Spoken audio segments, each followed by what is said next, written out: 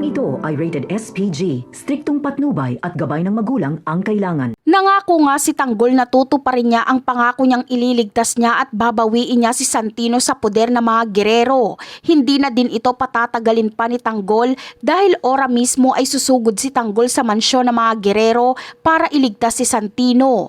Ngunit ang problema nga ni Tanggol ay hindi naman sasama sa kanya si Santino kung hindi kasama si Erica. Kaya naman, mapipilitan nga itong si Tanggol na pati si Erica ay idamay sa pagsama kay Santino. Alam ni Tanggol na lubhang mapanganib ang ginawang pagsama nila Tanggol kay Erica dahil siguradong hahalughugin ng mga gerero ang buong Maynila para mabawi lang nila si Erica kila Tanggol. Kahit alam ni Tanggol na mangyayari yon, ay wala naman siyang magagawa kundi ikonsidera ang mararamdaman ng kapatid niyang si Santino, lalo na't magkakaroon na ito ng sarili niyang pamilya.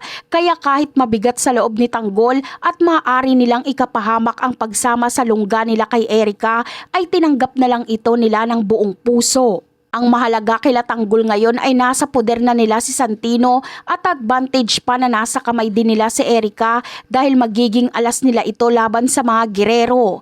Matatakot ang mga gerero na may gawing masama kila Tanggol dahil iisipin nilang baka si Erica ang maging kabayaran.